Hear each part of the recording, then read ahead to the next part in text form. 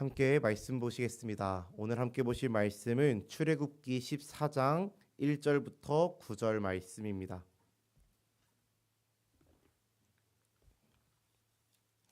출애굽기 14장 1절부터 9절 말씀입니다.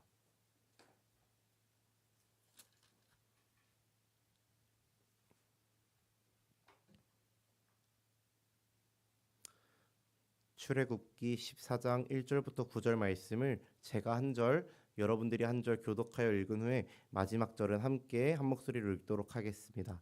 제가 먼저 읽겠습니다. 여호와께서 모세에게 말씀하여 이르시되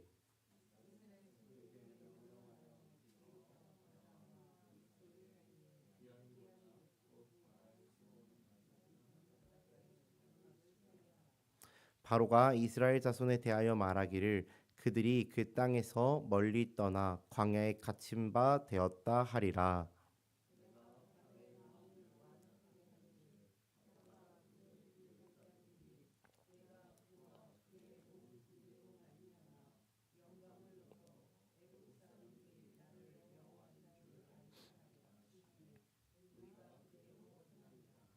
그 백성이 도망한 사실이 애굽 왕에게 알려짐에 바로와 그의 신하들이 그 백성에 대하여 마음이 변하여 이르되 우리가 어찌 이같이 하여 이스라엘을 우리를 섬김에서 놓아 보내었는가 하고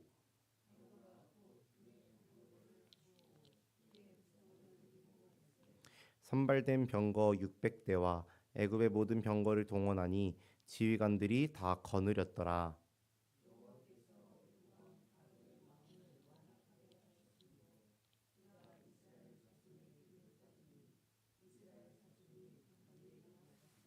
함께 읽습니다. 애굽 사람들과 바로의 말들 병거들과 그 마병과 그 군대가 그들의 뒤를 따라 바알스본 맞은편 비아히롯 곁 해변 그들이 장막친 데에 미치니라. 아멘. 네, 오늘은 하나님의 계획이라는 제목으로 함께 말씀을 나누고자 합니다. 오늘 말씀은요, 이제 우리가 너무나도 잘 알고 있는 그런 장면이 앞으로 이제 나오게 될 이제 그 서론 부분입니다. 이제 그 시작되어질 부분인데 제가 너무나도 잘 알고 있어요. 이제 홍해를 건너는 그 사건의 이제 그 시작 단계의 말씀이 바로 이제 오늘 본문 말씀입니다. 저희가 지난 말씀까지 해서 장자의 죽음이라는 재앙을 끝으로 이스라엘 백성들이 애굽을 나오게 되는 그런 말씀들로 그리고 그런 이스라엘 백성들한테 하나님께서 여러 가지 지켜야 될 것들이 대하여서 이야기하시는 것을 말씀을 통하여서 보았습니다. 하나님의 인도하심 가운데 이스라엘 백성들이 애굽을 나오게 되었고 하나님의 인도하심을 따라 나아가게 됩니다. 그렇게 이스라엘 백성들이 도착한 곳이 어디냐면은 바로 홍해 앞입니다. 홍해. 오늘 본문 말씀 2절 저희 다시 한 번만 같이 읽어보도록 할까요? 본문 말씀 2절 함께 읽습니다. 시작. 이스라엘 자손에게 명령하여 돌이켜 바다와 믹돌 사이에 비아히롯 앞 곧 바알스본 맞은편 바닷가에 장막을 치게 하라. 아멘. 오늘 말씀에서 뭐라고 이야기하냐면요. 바다와 믹돌 사이에 비아히롯 앞 곧 바알스본 맞은편 바닷가라고 이야기를 하고 있습니다.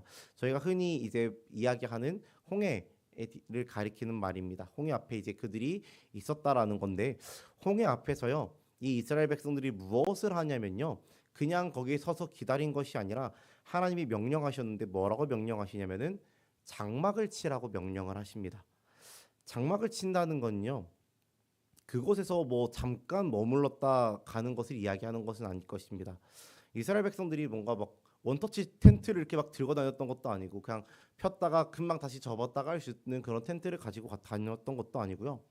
장막은 장대를 세우고 천으로 덮고 말뚝으로 이렇게 고정해서 지내는 것이 장막입니다. 그렇기 때문에 장막을 쳤다는 것은 그곳에서 그냥 잠깐 머물렀다가 지나가는 것은 아니라는 것입니다. 하나님이 장막을 치라고 명령하셨다는 것은 너는 여기서 잠깐 쉬었다 갈 거니까 장막을 쳐라기보다는 그곳에서 조금 더 긴 시간 머무를 것에 대하여서 그들에게 이야기하셨다라는 것입니다.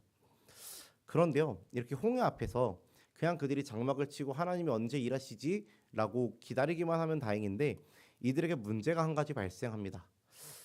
저희 5절에서 7절 말씀 같이 한 목소리로 읽어보겠습니다. 5절에서 7절 읽습니다. 시작. 그 백성이 도망한 사실이 애굽 왕에게 알려짐에 바로와 그의 신하들이 그 백성에 대하여 마음이 변하여 이르되 우리가 어찌 이같이 하여 이스라엘을 우리를 섬김에서 놓아 보내었는가 하고 바로가 곧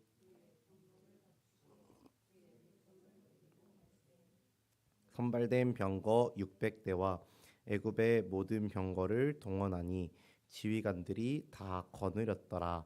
아멘. 이스라엘 백성들이요 애굽을 탈출하자 이제 이스라엘 백성들을 향해 빨리 여기서 나가라, 빨리 애굽에서 나가라라고 이야기하던 애굽 왕과 애굽의 그 신하들과 그렇게 백성들의 마음이 변화되어지게 됩니다. 변화됩니다. 빨리 나가서 자신들의 나라에서 떠나길 바라던 그 애굽 사람들의 마음이 변하여서요. 지금까지 나의 종이었고 나의 일을 대신해주는 아주 귀중한 노예이자 나의 재산이었던 그 이스라엘 백성들이 다 나가고 나니까 그들의 마음이 어떠한 마음이 다시 찾아오냐면은 아까워지기 시작합니다. 우리가 왜 쟤네들을 내보냈지? 우리가 왜 이스라엘 백성들을 내보냈지 하면서 아까워하고 후회하기 시작하는 겁니다. 저것들, 저 이스라엘 백성 내 건데, 저 노예들 내 거였는데 하면서 내 재산이고 내 노예인데 이대로 놓아줄 수 없다는 마음이 애굽 사람들 안에 들어가게 됩니다. 그리고 이제 바로의 귀에 이스라엘 백성들이 지금 홍해 앞에서 진을 치고 있다라는 것, 장막을 치고 있다라는 것, 그들이 어떻게 지금 진행하고 있다라는 것을 바로가 듣게 됩니다. 그리고 바로가 병거들을 준비시켜서 이스라엘 백성들을 잡으러 가기 시작합니다. 이러한 문제가 이스라엘 백성들 앞에서는 이제 홍해가 있고 장막을 치고 기다리고 있는 상황 가운데 뒤에서는 애굽의 바로와 바로의 병거가 이제 쫓아오기 시작하는 것입니다. 이제 이스라엘 백성들은요 어떤 상황에 처해 있냐면 이렇게 홍해가 길을 막고 있고 뒤에서는 애굽의 병거와 병사들이 쫓아오는 이런 진퇴양난의 상황 가운데 처해 있는 것이죠. 이러한 상황을 맞은 이스라엘 백성들의 마음이 어떠했을까요? 이스라엘 백성들의 마음이 과연 어떠했을까요? 지금 자신들의 눈앞에는 홍해가 있고 하나님은 우리를 홍해 앞에서 장막을 치고 있으라고 말씀하셨고 뒤에서는 애굽의 왕 바로 왕과 시나리 병거 600대가 병사들과 함께 쫓아오고 있는 상황입니다. 앞으로 그냥 가도 죽고 뒤로 돌아가도 죽든지 혹은 잡히든지 좋지 않을 결과가 기다리고 있는 이런 상황입니다. 이런 상황 속에서 이스라엘 백성들은 아마 두려웠을 것입니다. 이제 오늘 묵상 본문 말씀 이제 14장 9절 이후의 말씀을 보면요. 이런 상황 속에서 이스라엘 백성들이 어떻게 하냐면은 그들이 불평하고 두려워하는 모습들이 이제 아마 오늘 본문 말씀을 보면은 보게 될 것입니다. 그런데요. 여기에서 우리가 기억해야 되는 사실이 한 가지 있습니다. 제가 기억하고 여기서 붙잡아야 되는 사실 한 가지 있는데 그것은 뭐냐면은 이스라엘 백성들을 이곳 홍해까지 인도하신 분이 바로 하나님이시다라는 것입니다. 하나님께서 이스라엘 백성들을 애굽을 탈출할 수 있는 환경을 만들어 주셨고 하나님께서 이스라엘 백성들이 애굽을 나오는 그 길을 인도하셨습니다. 그리고 이곳 홍해까지 온 것이 그냥 이스라엘 백성들이 우연히 그곳 앞으로 도달한 것이 아니라요. 이 홍해 앞에 서게 하신 분도 홍해 앞에 진을 치게 하신 분도 누구시냐면은 이곳까지 인도하신 분 바로 하나님이시다라는 것입니다. 그리고 그들을 이 홍해 앞까지 하나님께서 인도하시고 이제는 상황까지도 조정하십니다. 이스라엘 백성들에게는 장막을 치게 하셔서 그들로 하나님의 일을 기다리게 하셨고요. 바로의 군대가 이스라엘 쫓아오도록 그들에게 상황을 만들어내십니다. 그렇다면은 하나님께서는 왜 이스라엘 백성들을 홍해 앞까지 오게 하셨을까요? 더 그냥 편안하게 가나안 땅으로 들여보낼 수도 있지 않았을까요? 아니면 홍해 앞에 세우셨더라도 이들에게 그냥 홍해가 갈라지는 그런 역사를 보여주시기만 하셨어도 이스라엘 백성들에게 충분하지 않았을까? 왜 하필 바로의 마음을 다시 돌이키셔서 바로와 그의 군대가 이스라엘 백성들을 다시 잡으러 오게끔 이렇게 만드셨을까라는 것에 대해서 제가 한번 생각해 보고자 하는데요. 그 이유가 오늘 본문 말씀 4절에 나오고 있습니다. 오늘 본문 말씀 4절 저희 함께 다시 한번 읽겠습니다. 4절 읽습니다. 시작. 내가 바로의 마음을 완악하게 한즉 바로가 그들의 뒤를 따르리니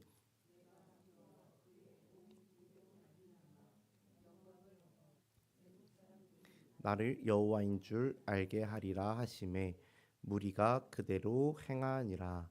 아멘. 방금 읽은 4절의 말씀에서 뭐라고 이야기하냐면요.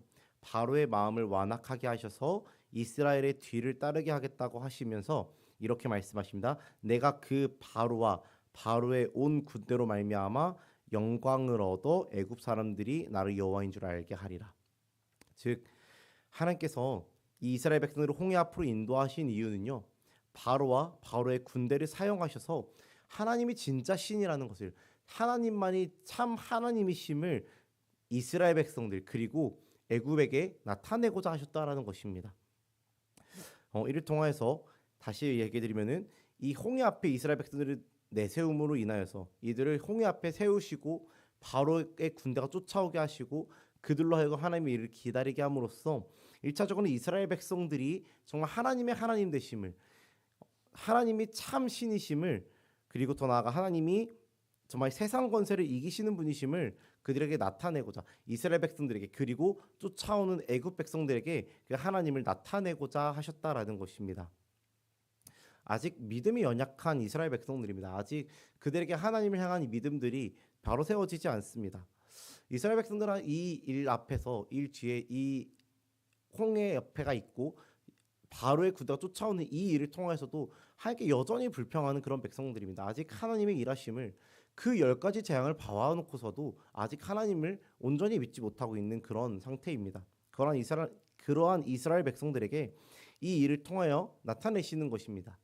너희를 인도하는 하나님이 진짜 신이고 애굽의 바로와 그 병거는 감히 덤빌 수조차 없는 존재, 그들을 가볍게 무너뜨릴 수 있는 분이 바로 너희의 하나님 여호와시다라는 것을 이스라엘에게 나타내신다라는 것입니다. 그리고 더 나아가서 이 일을 통해서 애굽에게도 하나님이 진짜 신이다라는 것들을 나타내고자 하셨다라는 것입니다. 하나님은 그렇게 이스라엘 백성들을 더 나은 길로, 그리고 그들의 신앙을 굳건히 세우는 길로, 하나님의 길로 인도하셨습니다. 오늘 본문의 말씀을 정리해 보겠습니다.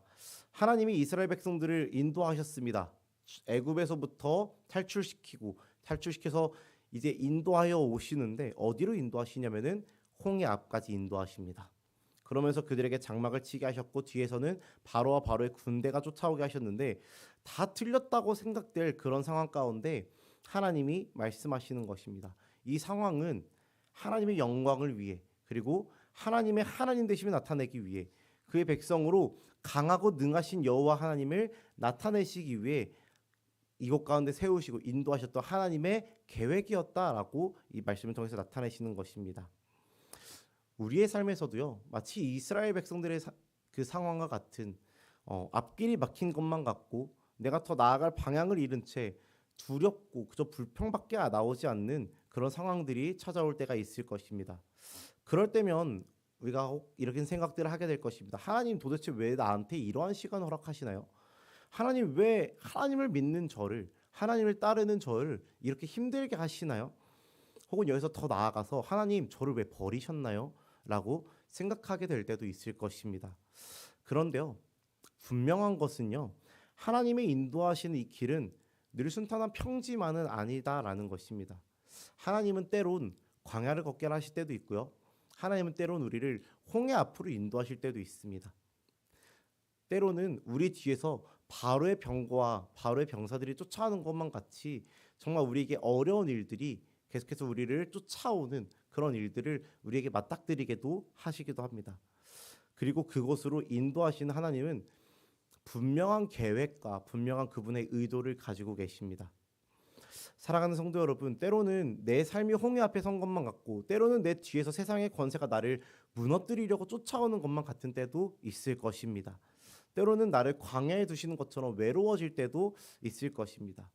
그 가운데서 불평하고 하나님 왜 저를 버리셨어요? 하나님 왜 저한테 이러한 어려움을 주시나요? 왜 이러한 시련을 저에게 주시나요? 라고 하면서 불평하고 두려워하지 않는 믿음을 가지기를 간절히 소망합니다.